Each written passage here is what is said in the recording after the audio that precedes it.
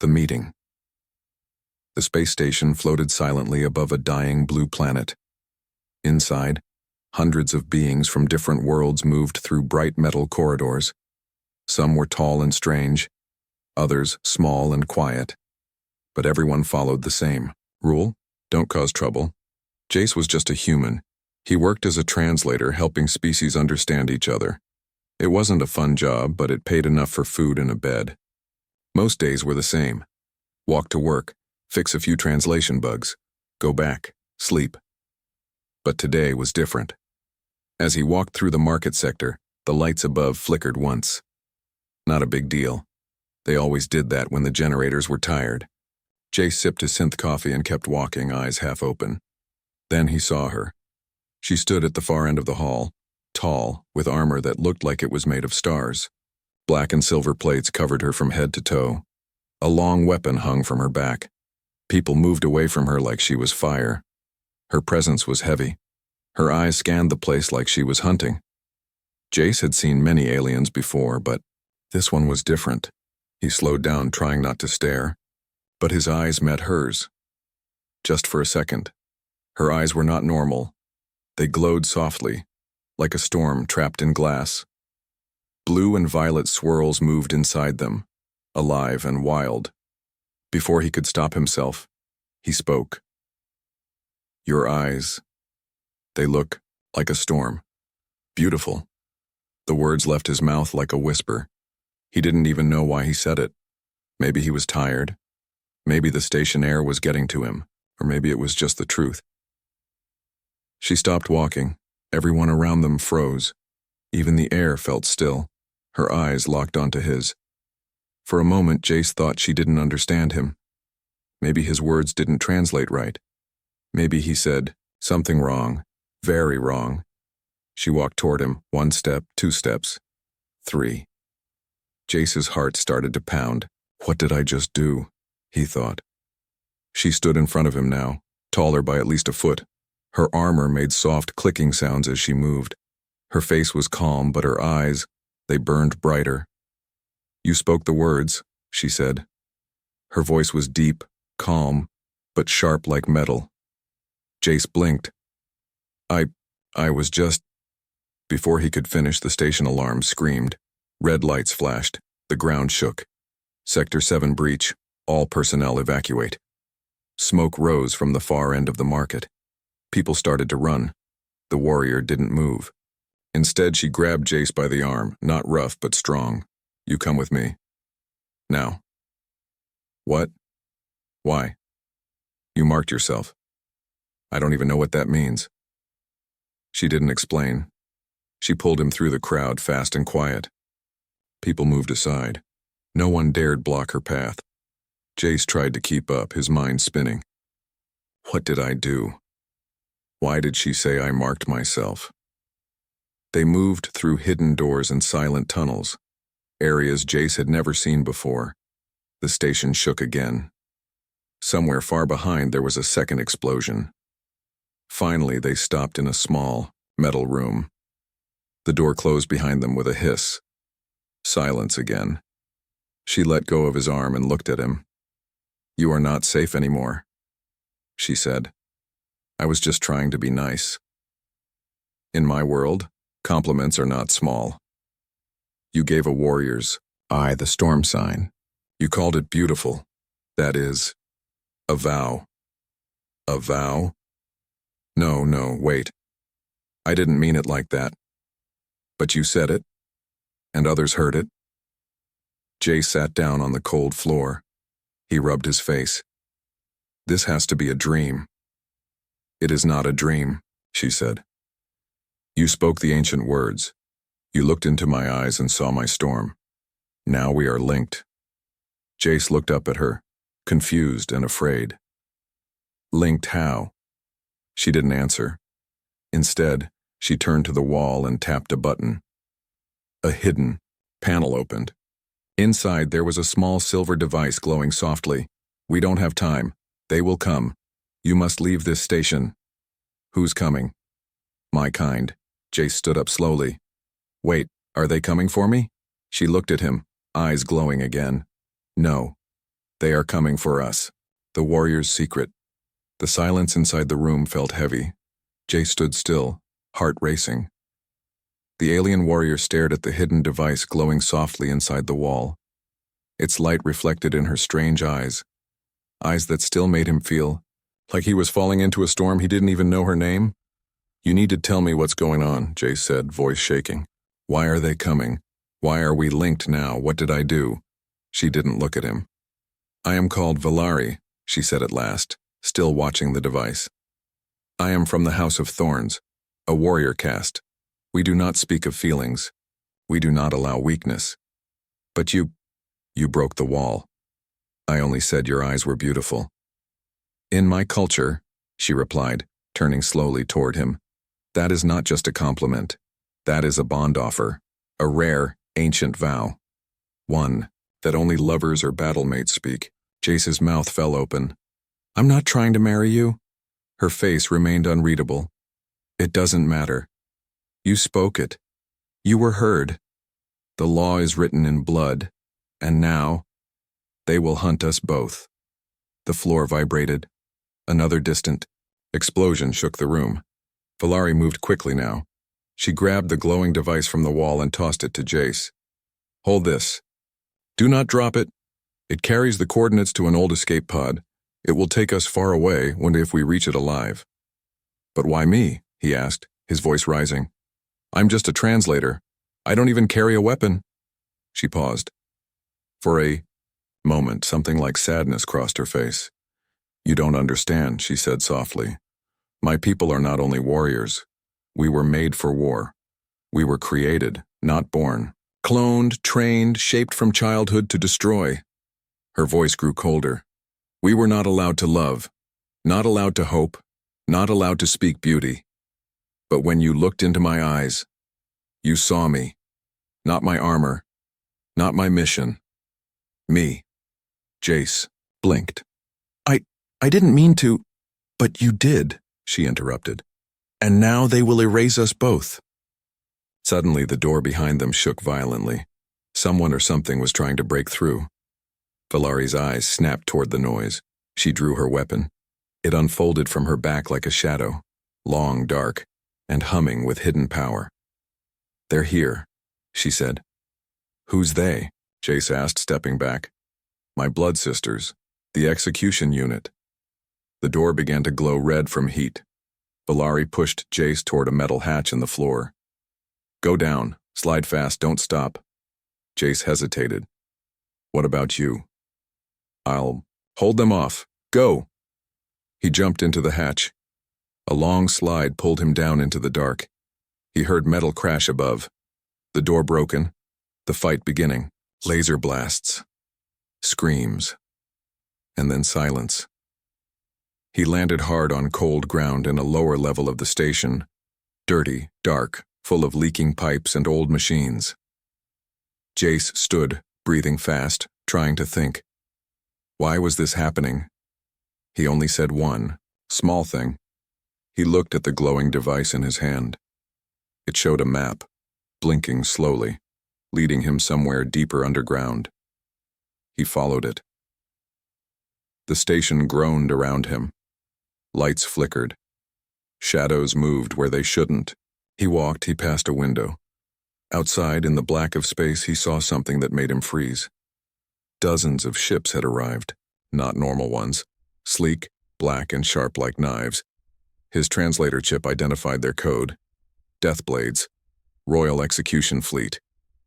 They really are coming for me, he whispered. Suddenly, a sound behind him, metal feet, fast, heavy.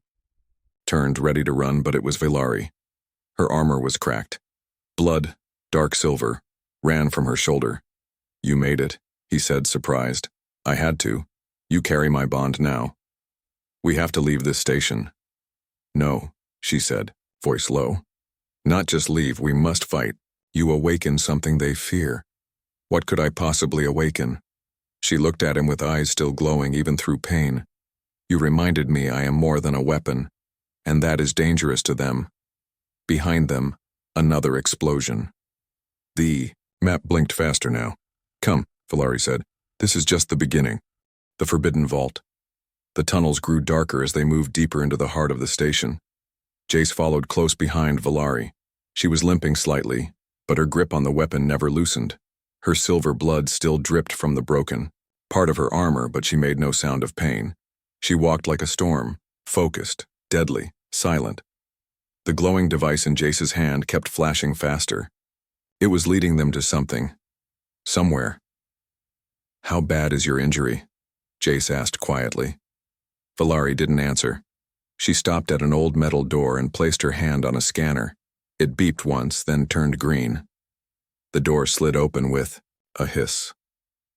Inside was not what Jace expected. The room was huge, like a forgotten vault. Dust floated in the air like ghosts. Old alien tech covered the walls. Strange lights blinked. Symbols glowed softly on the floor, and in the center stood a large circular gate covered in vines of wires and glowing stones. Jace stepped in slowly. "What is this place?" Valari looked around. Her voice, when she finally spoke, was different, softer, almost sacred. "This is the place we were told never to enter, the place our creators locked away. A forbidden vault. Why? Because this is where truth sleeps." She limped toward the central gate and touched one of the stones. The lights on the gate began to pulse. Jace looked around at the alien machines. "Is this an escape pod?" Valari shook her head. "No, this is not for escape. This is for awakening." Before Jace could ask more, the device in his hand connected with the gate. It floated into the air and split into pieces, fusing with the machine. The gate lit up fully now, bright white light pouring into the vault. A deep voice echoed from the walls. Not a voice of a person, but something ancient, something that had been sleeping. DNA matched, human presence detected, key activated. Initiating memory transfer. Jace stumbled back. "What? Memory what?"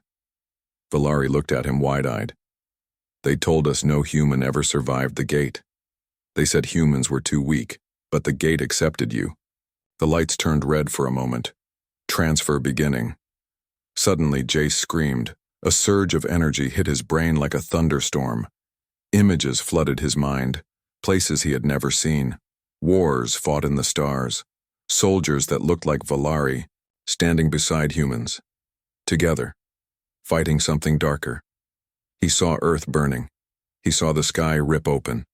And he saw himself, not now, but in another time, giving the same compliment to someone who looked exactly like Valari. When the light faded, he dropped to his knees, gasping. Valari rushed to him. "What did you see?" I don't know," he whispered. "It felt like I lived another life. Maybe more than one. Like I've met you before. A long time ago." Valari looked stunned. "That's not possible. Our history says humans and Thorn warriors were never allies. Maybe your history is wrong." Before Valari could reply, the alarm screamed through the vault. The Deathblades had found them. The vault door exploded behind them. A squad of warriors in black armor entered, eyes glowing red. They looked like Valari but colder, hollow, without soul. Their leader stepped forward. She had golden armor and a scar across her cheek. She pointed her weapon at Valari. "You have broken the old law. You bonded with an outsider. You opened the gate. You are no longer one of us." Valari stepped in front of Jace, holding her blade. "I am more than one of you. I am the last one who remembers what we once were." The golden warrior raised her weapon. "Then you will die with the human." Before she could fire, the gate behind Jace roared. A massive beam of light shot upward, cracking the ceiling. The entire station shook. The alien tech began to activate. Jace stood slowly, his eyes still glowing faintly from the memory surge. "No," he said calmly. "We're not dying today." Valari looked at him, and for the first time, she smiled. Just a little. "You remember who you were," she said. "I think I was someone who didn't run." He raised his hand. The alien tech responded to him like it knew him. The golden warrior fired. The beam stopped in midair, blocked by a glowing shield that had appeared in front of Jace. His voice was steady now, stronger. "This is your last chance," he said.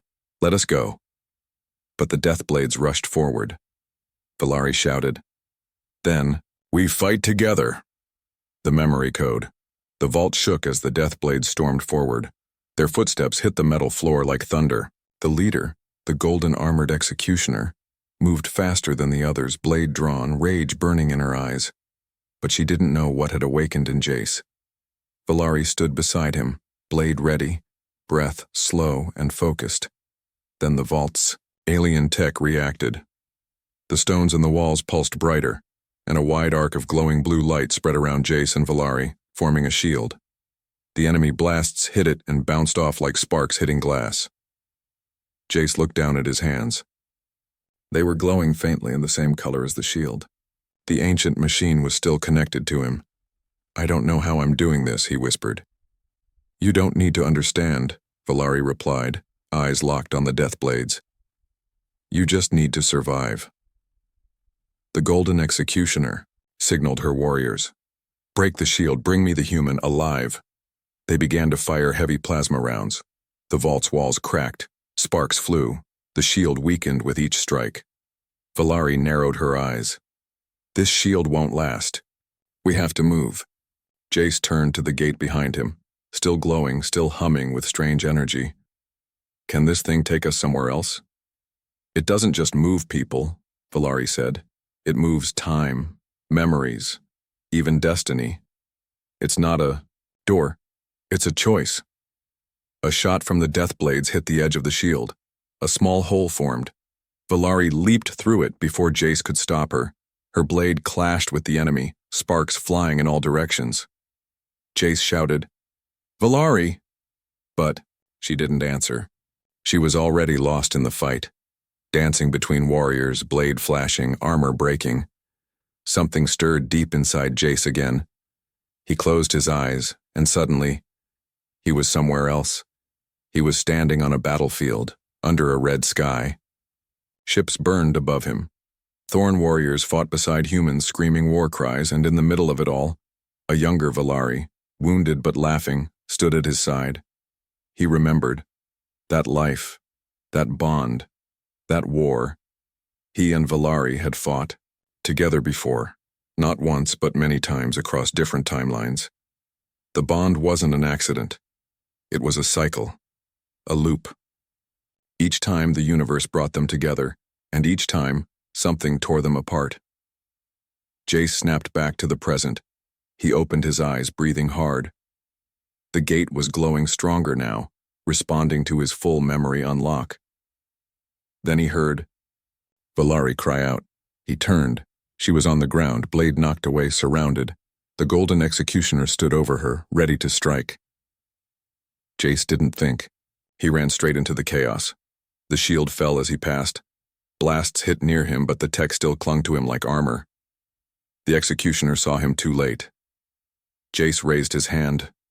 A wave of energy exploded outward from his body, throwing every enemy off their feet. Even Valari blinked in shock. Jace helped her up. "I remember everything. We've done this before, all of it." She touched his face. "Then this time, we finish it." Jace looked at the gate. "We can't win here. Not yet. But I know where we can." "Where?" He turned to her with calm fire in his voice. "We go back, to the beginning, before all this started." Valari's eyes widened.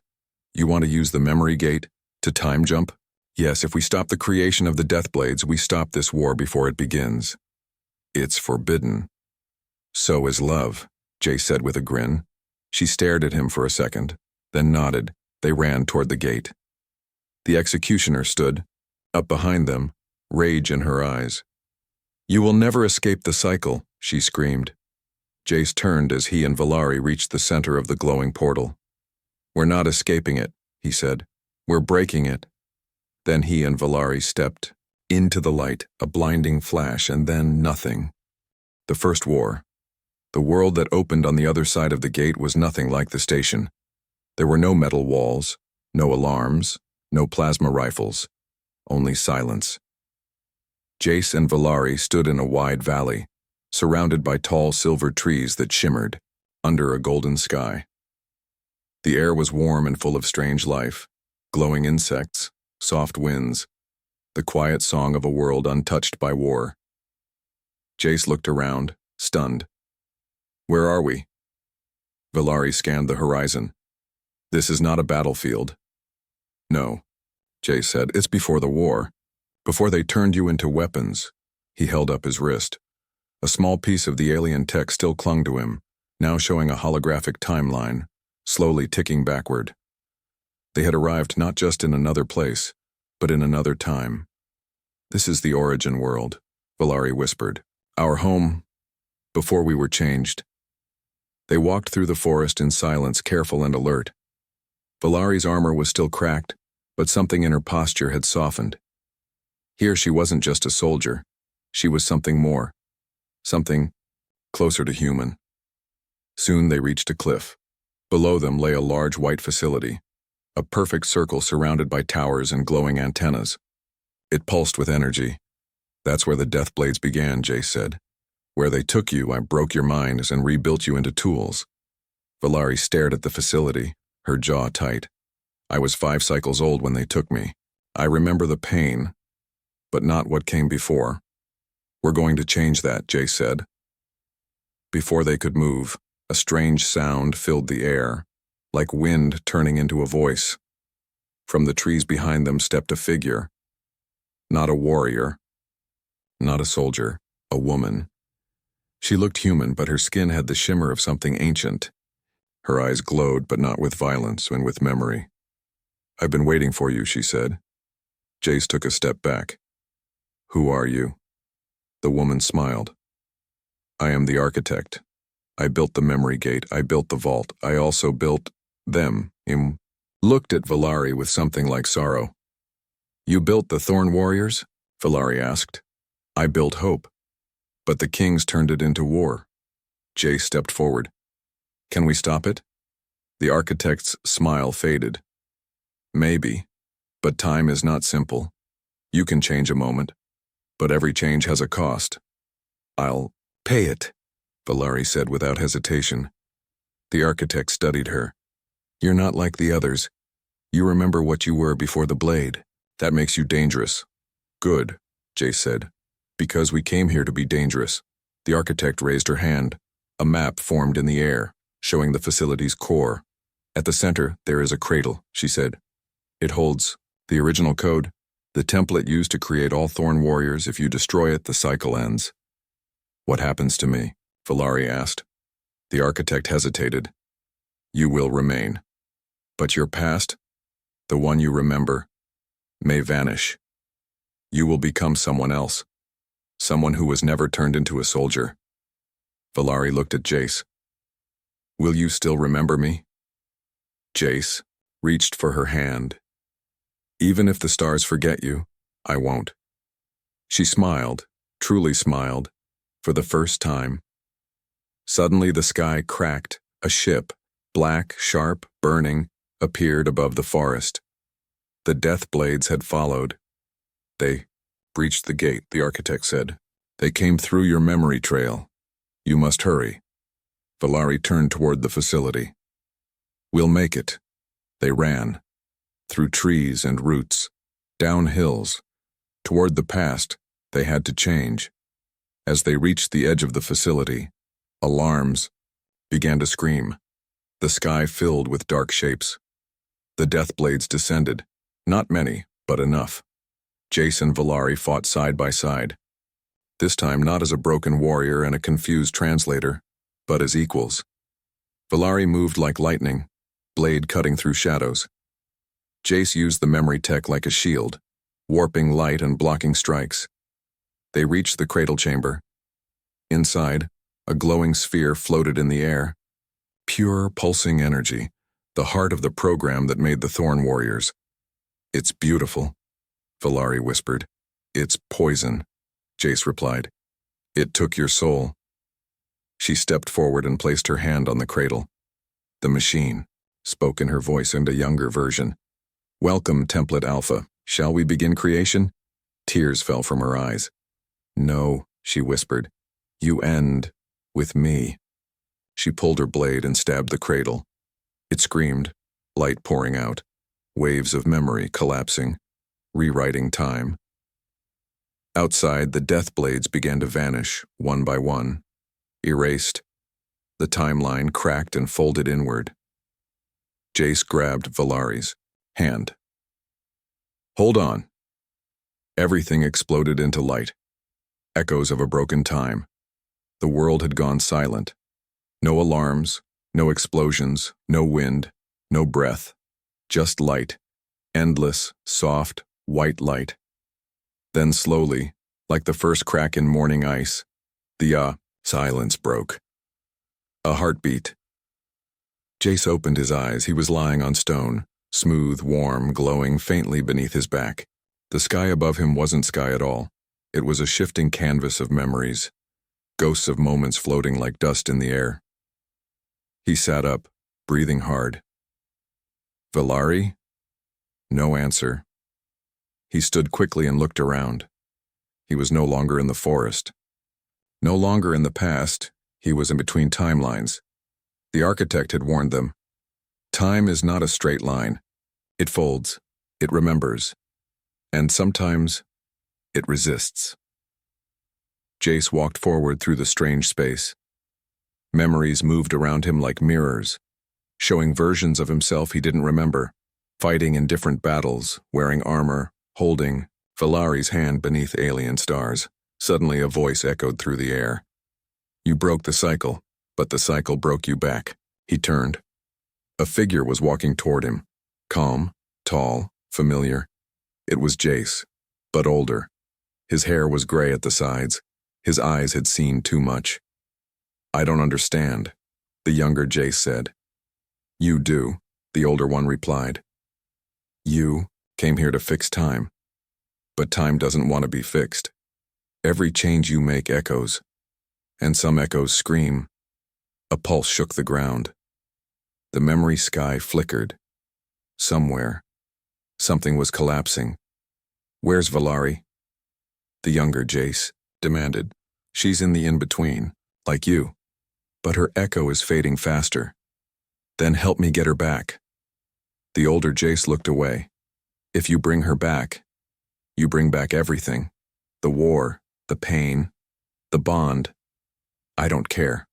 I'll take it all. The older version stepped aside and pointed behind him. Then follow the last thread. But know this, the final truth will cost more than memory. It will cost choice. Jace didn't hesitate. He ran. Meanwhile, in another corner of the fractured timeline, Valari stood on a bridge made of light. Below her flowed memories, not just hers, but thousands, millions. She saw her sisters laughing before they were turned into weapons. She saw her creators whispering about power and control. She saw herself in other lives, a poet, a healer, even a mother, all the lives she never got to live. Then a voice came from the air. Do you want them back? She turned. A glowing figure hovered nearby, a creature made of pure thought with eyes like stars. What are you? She asked. I am the timeline's last defense. I offer you a choice. It showed her two paths. One path showed a world without war, peaceful, quiet, but empty. Valari no longer existed. Her name was never spoken. She was never born. The second path showed fire, war returning, but she was alive, fighting, remembered. If you stay, the voice said, your kind returns to war, but you keep your bond, you keep your soul, you remain. If you leave, it continued, time resets, no thorn warriors, no death blades, but no you, no Jace, no memory. Valari's hands trembled. Then she heard his voice, faint, broken, but real. Valari? She turned. Jace was standing behind her, his hand reaching out. You found me, she whispered. I told you I would. She looked at the two paths again. I don't want to lose you, she said. You won't, Jace said. Even if you forget me, some part of us will find each other again. In another life. Another world. Tears touched her cheeks. She had never cried before. Then she smiled, a quiet, strong, peaceful smile, and she stepped toward the path of light. The timelines cracked once more, and the world was reborn.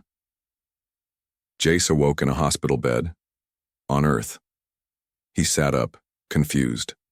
Machines beeped around him. A nurse passed by. A calendar said April 16th, 2421. He remembered everything, and nothing. But something pulled at his heart. A feeling. A name. Valari. He stood and walked outside, into a busy city full of life and peace. At a small bookstore near the corner of a quiet street, a woman with silver-streaked hair looked up from a book. Their eyes met. Her eyes glowed just slightly, like a storm behind glass, and she smiled. The last memory. The city was quiet under the golden evening sky. Jace stood across the street staring at the woman in the bookstore window. Her face was calm. She looked ordinary, a shopkeeper reading an old book. But her eyes, those eyes, they glowed just faintly, like a storm waiting to be remembered. Jace's chest tightened. Valari. She was alive, but she didn't recognize him. He stepped into the store. A soft bell rang above the door. The woman looked up. Their eyes met again. Jace didn't speak. He couldn't. His memories of battles, of timelines, of ancient machines and broken worlds all slammed into him at once. She tilted her head. "Are you all right?" I think I knew you once," he said, voice trembling. She smiled politely. "People say that sometimes. I guess I have one of those faces." "No," Jace said. "You were more a warrior, a fighter. We were in a war together. You carried a blade made of stars. I followed you through fire. We rewrote time." She blinked slowly. The smile faded. "You've been dreaming?" She whispered. "No," he said. "I've been remembering." For a moment, silence filled the air between them. Then she reached into the drawer behind her desk and pulled out a small metal object. Round. Old. Silver. It was the memory key, the one that had started everything. "I found this years ago," she said softly. "No idea what it is, but sometimes, when I hold it, I hear things. Voices. A name. Yours." She pushed it toward him. Jace didn't take it. Instead, he reached for her hand. The moment their fingers touched, the world changed. The walls of the bookstore dissolved. They were standing on the battlefield again. The final one. The storm above them.